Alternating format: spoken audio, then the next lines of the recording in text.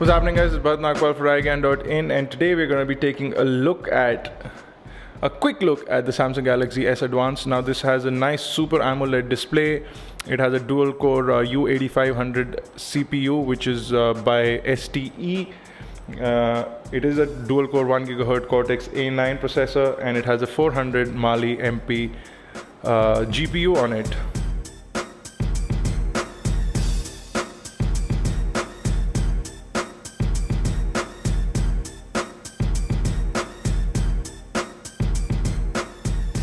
So on the front over here, you can see a couple of things on the protective packaging of the Galaxy S Advance. Does have GPS, it is Wi-Fi B, GNN certified, but we don't need any of that. So I'm going to quickly get rid of all of that, and I'm going to get into the important aspects of the device. So we have a camera over here. It's a 1.3 megapixel camera, so front-facing 1.3 megapixel camera. You have a bunch of sensors.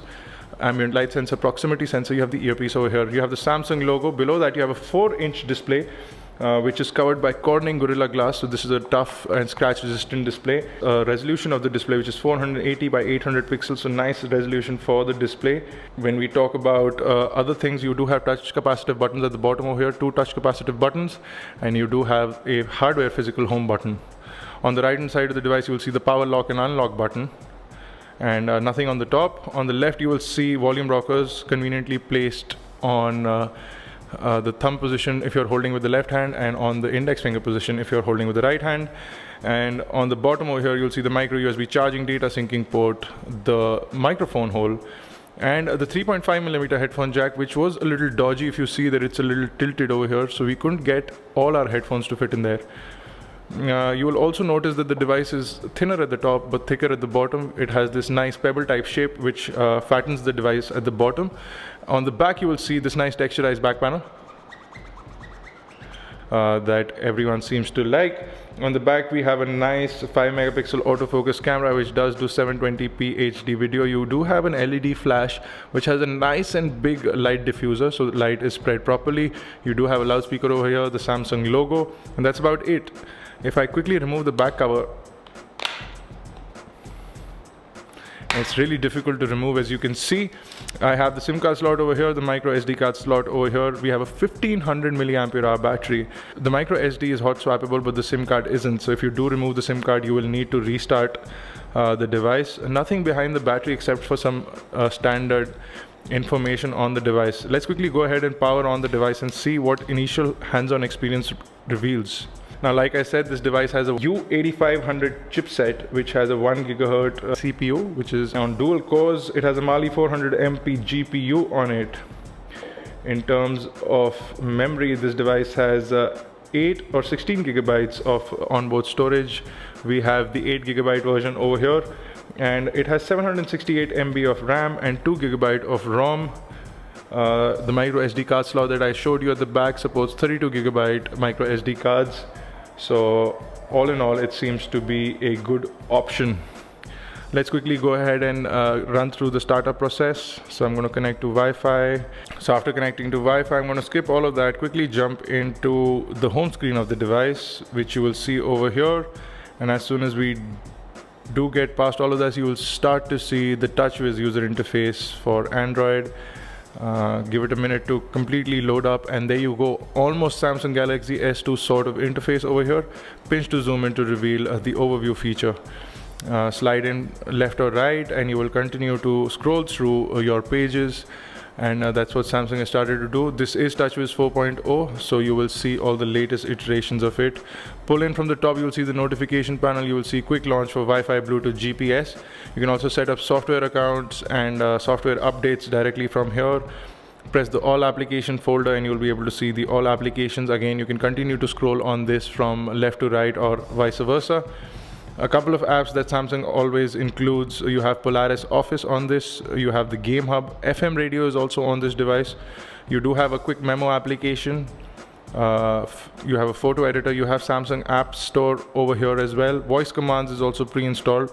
Okay, so VLingo is not configured with this device. Oh, it is. So double tapping on the home button will bring up VLingo. and you can actually set it up to do a bunch of things for you, and we will do that. Let's try it out if it can actually respond to us and say, "Hi Galaxy." So it does hold up to its promise. It does listen to what I was trying to say. So we do have VLingo. Double tapping on this home button will bring up VLingo. Nice. You do have a bunch of options in that, and we'll look into that once we do a full review of this device. You do have Kai's Air, so we have over-the-air wireless synchronization with Macs or with PCs, whatever has Kai's desktop installed on it. I'm just going to quickly jump into the phone dialer over here. You'll see the standard Samsung dialer, nothing special over here.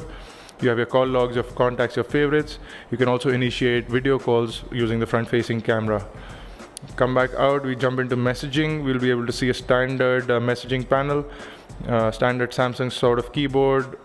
Tap it in to change the input method, and what I see over here is something which is really impressive.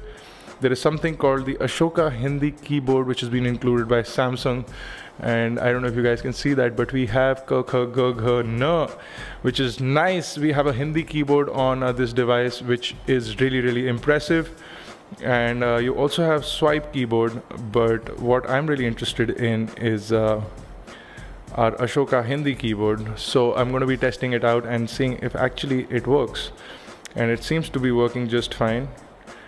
I don't know how well I can type in Hindi. I've never actually done it, but I will definitely try to give you a demo of this keyboard in the full review. So that's the Hindi keyboard. I'm going to quickly now jump into the browser and take a quick look at how that performs in loading up our website, and I'll have to change back to the Samsung keyboard for that, because I don't think I can type iGyaan in Hindi and open up the website. So let's quickly go ahead and Google search it. Not Google search it, but go directly to our website, and let's see how it loads up on this screen. The display looks really nice and crisp. Viewing angles also seem to be really nice. You can see over here the Super AMOLED display. Very nice levels of black, really deep levels of black over here, almost identical to the bezel. I'm going to quickly let it load up the full website. Kinetic scrolling, you can see over here, seems to be really smooth and responsive. Just going to give it that 1 second to load up the full website before I continue on with it. So the full website holds up, and we do get motion options as well. So let's use motion and see if we can actually zoom in. Yes, hold down your 2 fingers and you will see a very nice and smooth responsive zoom on this. So if I want to read something, all I need to do is move my finger forward and I'll be able to zoom. But apart from that, standard kinetic scrolling, you can see how smooth that is. Just a slight touch is almost as fluid as butter. Really impressive. You can also pinch and zoom in like that, and again it's very smooth. Panning is almost as fast as you can move your finger around on the screen. Again, that makes it a very responsive and very impressive device for us. Move it into landscape and you'll see a seamless switch. Again, kinetic scrolling remains as smooth as it can. You do get a bunch of options over here. You can create new windows and new tabs. If you continue to scroll out, you'll be able to jump out of this tab and manage your existing tabs by simply pressing on the exit button. So that's nice. That's the browser. You do get all share features as well, so connected devices and all of that can be set up, and we'll get into that deeply once we get into the full review of the Samsung Galaxy S Advance. At the first glance, this device seems really responsive, looks good. The display is nice and crisp. It feels good in the hand. We really like the shape. We really like the fact that this part is a little bit thicker. It fits nice on the palm. The rounded edges are really nice and they don't hurt the inside of the palm at all. Very comfortable device to hold. We're going to be testing out the camera, putting up some camera samples. Really nice, sleek looking device from Samsung. Wait for the full review from iGyaan.in. If you have any questions or queries about this product, or want any special things that you want us to cover in the full review, do leave those in the comment section below, or on Facebook, Twitter, Google+. The links to those should be on the video right now or in the description below.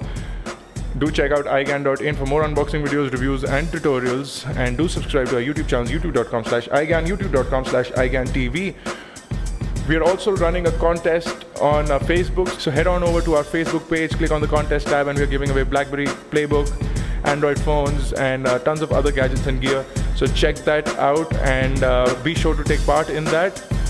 For iGyaan Network, this has been Bharat Nagpal. Thank you guys for watching. I'll see you guys in the next video.